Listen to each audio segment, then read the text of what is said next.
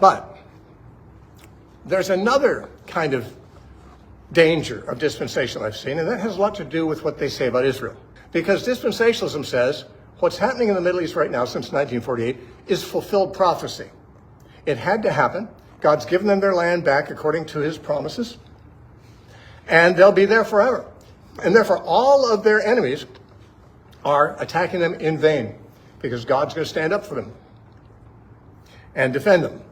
Now, they use some verses. We'll look at the verses.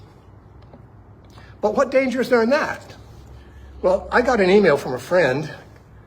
Greg DeRene is there in your notes, just last week. And he said, I spoke with one of the guys in my Bible study group today. He is the most mature of the bunch and a solid understanding of the word and a great Bible teacher. But bottom line, he told me that if Israel loses the war, he's done. Meaning, God's promises to Israel did not come true. And if that's false, then it's all false. That people's understanding of prophecy, my friend says, that people's understanding of prophecy, eschatology could blow their faith out of the water is scary stuff. This is not the first time I've had someone tell me this. But now, things are getting crazy in the Middle East. Yeah, well, they are getting crazy in the Middle East. In fact, Dr. Michael Brown, who's a Messianic Jewish scholar who I've had some dialogue with and debated once, he made this statement.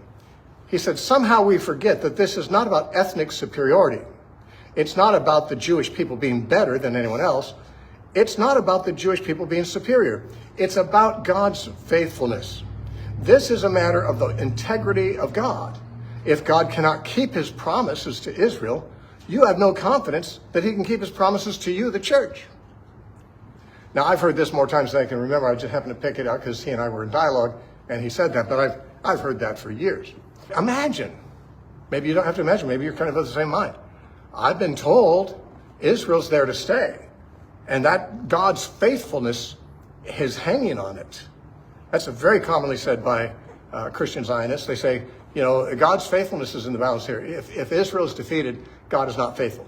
I want to read you something. It's in your notes, but I took this off YouTube, a sermon by happened to be a Calvary Chapel pastor in Hawaii. He's in Oahu somewhere. He's not the pastor of Honolulu. I know that man, but this is a different pastor in Hawaii. And I was appalled when I found what he said to his congregation. He said, if you're unsure concerning the pre-trib rapture, I feel so sorry for you. How are you able to sleep? How are you not freaking out if the rapture is not before the 7-year tribulation?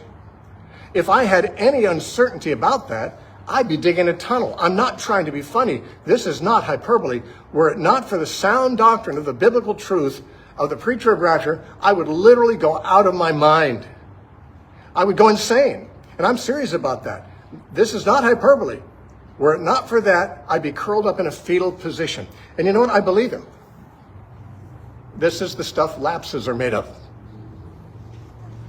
It's not the stuff that confessors and martyrs is made of. It's not the stuff that Jesus would have recognized as belonging to his family, his church.